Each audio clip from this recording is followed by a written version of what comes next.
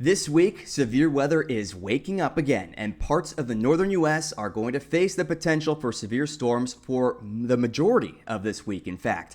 Now, across the southern U.S., we have a heat dome which has been bringing some real extreme heat to much of those parts of the country. That's beginning to shift, so a whole new populace is in line for what will be near record heat this week. Other areas have the potential to see flooding rain and even well below average temperatures. Let's talk about it all coming up here in just a sec. We'll start here with our severe weather outlook from the Storm Prediction Center, which features a broad area of severe storm potential from Nebraska into Wisconsin. We also have the potential for severe storms across portions of the Northeast, especially southern New England. Now, the headline here is, of course, that enhanced risk you're seeing across South Dakota and Minnesota. We'll take a look at the probabilities here for each type of hazard. A tornado possibility lower but notable, especially if you're closer to Sioux Falls. A wind potential, that's pretty significant across much of the area, with the greatest damaging wind threat across Minnesota. And hail, also a possibility. This one more broad, you can see across places like South Dakota into Minnesota, but wind and hail, definitely the greatest threats here. Tornadoes can't be ruled out. But in New England, you're still seeing that damaging wind threat, especially, like I said, in southern New England. And hail, less likely, but a possibility in some of the stronger storms that pop up there. This is your threat, like I said, for Monday here. Let's take a look at Tuesday because we have multiple days ahead with severe weather possible. On Tuesday, that wave of energy that you were seeing in the north central U.S., that moves into the Great Lakes region. So states like Wisconsin, Michigan, even towards the Erie coastline in Pennsylvania and New York State have the potential to see severe weather. Right now, it does look like wind is the primary threat, but hail is a possibility too, and there's the off chance for a tornado in those areas. Now, the Storm Prediction Center does not outline severe weather threats in day 4 or 5, but there are some areas I'm watching, so let me take you to that. We'll look at our broad pattern and point out some areas where those ingredients may be conductive to severe storms after Tuesday. Now, one of my favorite tools for forecasting severe weather, as is any meteorologist, is the heights at 500 millibars. Basically tells you what's going on in the upper atmosphere, and what we're looking at right here or basically what we're going to be looking for are these orange and red and dark red colors, these each indicating specific height of the 500 millibar layer. We're looking for those to basically go down in altitude. That tells us that there's destabilization and more potential for storms. So what you want to see basically are these to sag southwards. That's what we're looking for here. So keep an eye on those. And what you're going to see as we move this forward is those heights decreasing quickly across the north central U.S. on Monday, a sign of a destabilization in the atmosphere and severe storms. We actually are seeing that in New England too, though a little more subtly. As we move into Tuesday, you can see those heights decreasing across the Great Lakes region as well. Here's one of our short waves. That's a little piece of energy. We have another one out here to keep an eye on, and here's one that's moving off the east coast that would have brought severe storms on Monday, of course. But your Tuesday, it's that wave that's moving into the upper Midwest that we're watching. Now, here's Wednesday and Thursday. You can see those heights decreasing in the mid-Atlantic and parts of the Northeast on Wednesday, as well as the upper Midwest and northern plains as we head into Thursday as well. That tells you a good piece of the story, says that there's energy out there, but let's take a look at some of the more specific ingredients to see if the atmosphere can feed storms with that energy. Now, this is similar to what we were looking at before. It's your wind energy related to the 500 millibar heights. This is basically your wind at 500 millibars, so about 15,000 feet up. You want to see more wind if you want organized convection and a greater severe storm risk, and you can see plenty of that across the north central plains, and you can see some of it in the Northeast. Definitely a lesser level in the Northeast, but enough that it could sustain some organized convection and severe storms. Now, that wave goes off the coastline of the Northeast pretty quickly, but on Tuesday, you can see that wave that was in the north central U.S. begins to shift to the Great Lakes region, and no surprise, that's where we have our severe weather threat outlined by the Storm Prediction Center. But on Wednesday, that same wave of energy begins to broaden out a little bit, and it really enters the Northeast U.S. So what I'm going to be watching is for this area out here and the potential for severe weather on Wednesday. However, our story doesn't end there. We have this next system, which is pretty obvious, coming into the north central U.S. from the Pacific Northwest. And on Thursday, I believe we have the potential to see some more severe weather, perhaps in this region out here. Now, it tells us that there's wind energy out there, but we need to take a look at the instability at the surface too. Like in the wintertime, for example, you can have plenty of wind energy, but it doesn't mean you're going to get severe storms because it's so cold. So we need both things. Let's take a look at where they are. And we'll start here with our Monday. And what you're seeing across the Northeast, some of those blue colors mixed in there, that's adequate instability. And we know we have the wind energy. So that's why we have a severe weather threat on Monday out there. In the plains, a lot of energy. I mean, that's a really unstable atmosphere. And we have the wind energy too. That's why there's an enhanced risk for severe weather out there on Monday. Move this into Tuesday, and what you're seeing is instability now stretching out across the Great Lakes region and parts of the upper Midwest. A lot of instability in Wisconsin. At least this is the American model spitting out this outlook. Might be a little high on some of that instability, but regardless, there's going to be plenty out there for severe storms. Moving into Wednesday here. Now you're seeing that instability broaden out across portions of the mid-Atlantic and still hanging out in the Midwest, so I wouldn't rule out any of these areas here. Even New England, you can see southern New England, there is some out there spread out. That's where we have the potential for severe weather on Wednesday. Like I said, Storm Prediction Center does not have an outlook there right now, but I expect we're going to see one, and I wouldn't be shocked if it's a slight risk for a decently broad area based on the wind and instability, both energies coming together. Now on Thursday, remember we have that wave coming into the upper Midwest? I want to take a look at that too, or I should say it's more so northern plains. This is the American model, like I said. Not a lot of instability out here, but some. However, I want to point out the European model because that is a lot more aggressive with some of that instability, and it does have the same system coming through too. So let's show you what that's spitting out here. And again, because these models disagree so much, there is a lot of uncertainty with the severe weather threat.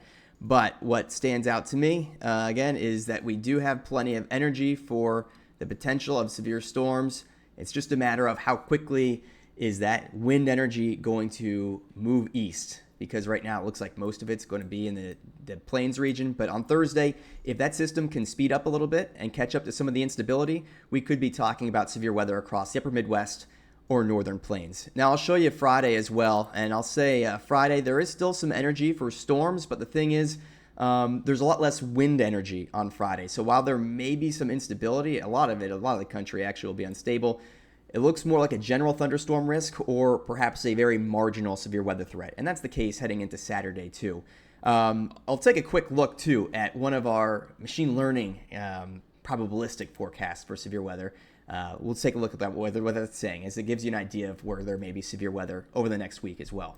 And here that is. You can see it agrees with most of what we were talking about. There's your severe weather risk for Tuesday. Wednesday, like I said, pretty robust across portions of the mid-Atlantic and Northeast, even a little bit of the Midwest.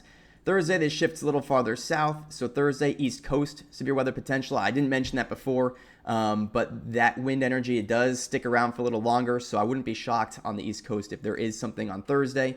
And it doesn't really hint at too much up here, but you can see there is a little bit. It's something we'll need to watch. Uncertainty there, but Thursday we'll keep an eye on. After that, just you have that instability, like I said, could be a marginal severe weather threat, just sort of in the southeast U.S. This time of year, it's not surprising, always some instability out there. But that's your severe weather threat over the course of this week. Plenty of days in play here, something we'll be monitoring closely. But it's not just severe weather. We still have that high heat impacting a significant number of people. We'll take a look at where that is. But before we get there, I almost forgot. You guys in the southwest U.S., weather is reasonably quiet this week, but there may be some storms in some of the mountainous areas out there, some of the desert regions. So there is an excessive rainfall outlook. That's the low chance for flash flooding it's indicating on Monday, Tuesday, and Wednesday out there, mainly the Four Corners states. Nothing substantial, but it doesn't take too much rain. Just don't be surprised if there is perhaps a degree of flooding, and something we'll just, again, watch. Doesn't look like a big deal. We've had this sort of persistent pattern out there for weeks now, but it's not changing, so just be aware. Now we'll take a look at where that high heat is going to be. Now, in terms of high heat, we're going to start with our excessive heat risk map. And what you're seeing is a very large area, not just across the Midwest, but even extending into the South too, where you have the potential for extreme levels of heat. That's that purple coloration, but that red color, that's where you have major heat risks as well. And these are locations that have not had super hot weather recently. It's been warm, to say the least, but we're talking about an increase in heat as a lot of what we were seeing in Texas this past week shifts into the Midwest region. This is your risk map for Monday, August 26th. We're going to see this begin to shift southeast. You can see on Tuesday, it's still across places in the Midwest. Metropolitan areas like Chicago and St. Louis will be dealing with some of that extreme heat, and that is a real concern. when you really get into some of the higher populated areas. And we're also seeing parts of the southeast U.S. begin to enter that more moderate to major heat risk impact, at least. Now, as we move this later into the week, we're looking at Wednesday now. It really does become less extreme, but more broad. So the southeast U.S. in play here. St. Louis still in that extreme risk. Thursday and Friday, we can see it beginning to diminish, but still impacting portions of the South. So cities like Nashville and Atlanta, we're talking about high heat out there. And even into the weekend, that's when we finally begin to see this high heat start to subside. Actually, it could get pretty cool in some of the spots that were just very hot, but heat's definitely a concern, as you can see. Let's take a look at what's driving that and just how high these temperatures are going to go. So I'm going to refer back to our 500 millibar height map, except instead of using it to forecast severe weather, we will use it to forecast that high heat. And really what we're looking at is this ridge here. We call it a heat dome. I'm sure you've heard that term. But basically, when you have that high heat, it forces that 500 millibar level, that air in the lowest 15,000 feet of the atmosphere, to expand. That makes it rise, and that's really all the heat dome is. And that dark red shading indicates areas where that air has risen the most. It tells you it's very hot through the entire atmosphere. So this is your Monday. We'll move it into Tuesday here, and what you're seeing is that heat dome still very present on Tuesday. It doesn't look quite as broad, but it's without a doubt there, and still spread out across portions of the Midwest and the Southeast. Move it into Wednesday, and there it is beginning to diminish, but still present across portions of the Southeast and the Midwest. And then on Thursday and Friday, it really begins to dissipate. It's still going to be hot. We still have a ridge. Those are those heights that go up like this right here. So we still have a ridge right around the Southeast U.S., but it's clearly not as notable. And that's where we have that excessive heat risk beginning to decrease as we head into the weekend. Here's your Saturday and Sunday, really becomes a lot more normalized. In fact, in many of those areas in the Midwest that were very hot, we're actually going to have quite the opposite. You can see this trough coming in. Those are colder temperatures coming in from the north, really beginning to turn the tables quickly. But that heat, a major concern, and the temperatures, which we'll take a look at here, also going to be pushing records in many spots. We'll start with our high temperature anomalies here for Monday, and what really stands out is the heat across the Midwest and even parts of the South, but in a very broad area across mainly the Midwest here. You're seeing high temperatures running 10 to 15 degrees above average just to start off the week here, and you have to take into account it's going to be humid too, which is part of the reason that heat risk is so high. We could be pushing records in a few spots on Monday too. Tuesday, though, I believe the better day if you're looking for record highs across those regions. Again, the Midwest, really from Chicago through St. Louis, as far south as Birmingham, Alabama, and as far east as Pittsburgh, Pennsylvania. You have this area of anomalous heat, once again, 10 to 15 degrees above average. It's pretty broad here, and this should be the worst day for the high heat. Definitely the potential for records to be set Tuesday. Now on Wednesday, we're going to begin to see the area of highest heat get a little more suppressed. You can see that across portions of the Southeast, even reaching the East Coast in many spots, but beginning to wane in the Midwest. However, what really stands out too is across the northwestern U.S., you have this area of far colder than average temperatures. As much as 10 to 20 degrees below average will be the highs out there. So a much different story, and we're going to see this feature swoop into the northern U.S. and really turn the tables, like I said before, quickly on some of the high heat that is out there to start the week off.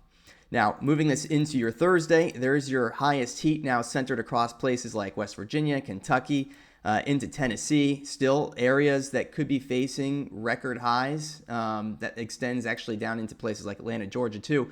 Meanwhile, that much colder air mass is present there across the north central U.S., and you actually have a very sharp cold front, or at least what will be a sharp cold front right there, separating those anomalously hot temperatures and anomalously cold temperatures. Pretty cool to actually see the front there, just in the temp anomalies.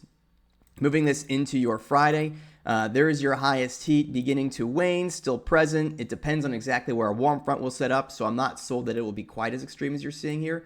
But this part of the country still will be seeing some anomalous warmth, whereas that cooler weather begins to settle in more broadly, especially across the middle of the country. I mean, look at this Friday and into Saturday too. That high heat really begins to wear out, and we're going to see near average temperatures, at least returning to that point as we get into the weekend ahead. Much warmer on the West Coast this weekend relative to average. That'll be a story as we head into next week. Will be some of the Pacific Northwest getting back above average once more. But really, things do begin to subside across the rest of the country, that heat getting into the weekend. Now we'll take a look at actual temperatures and see exactly how high they're going to go.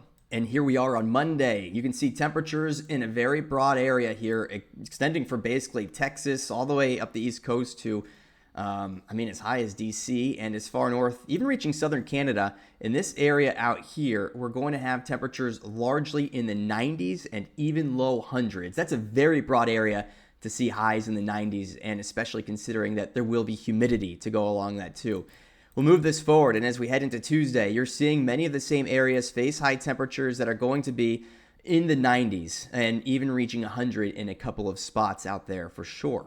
That's, again, both days where we could see some record highs being met.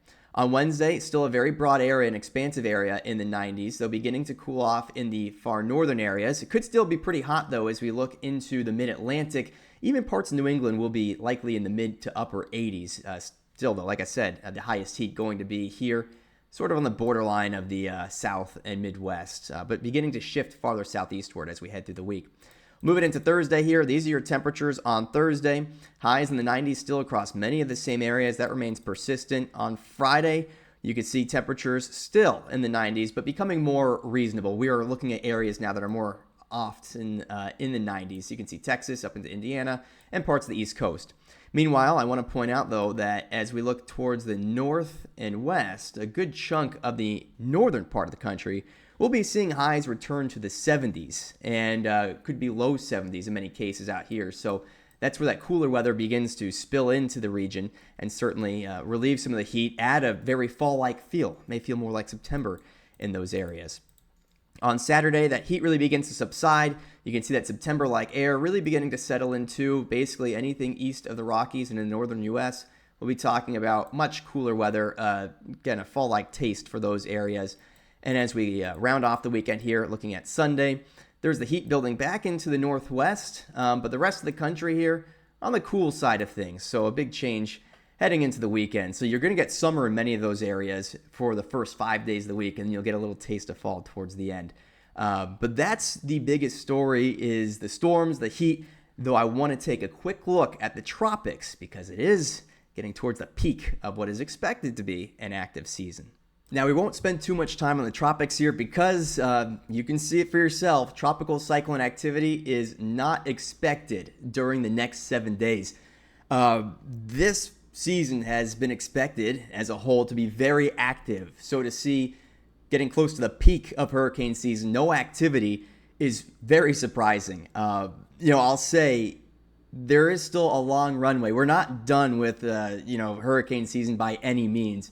So we have a long way to go. There is a lot to watch. It could still end up being an above average season in terms of activity, but very quiet right now, and certainly surprising, I think, to many. So we'll catch a break here, and we'll wait and see what happens after this week. But certainly don't let your guard down. We'll be keeping a close eye on any development heading to September with a close eye.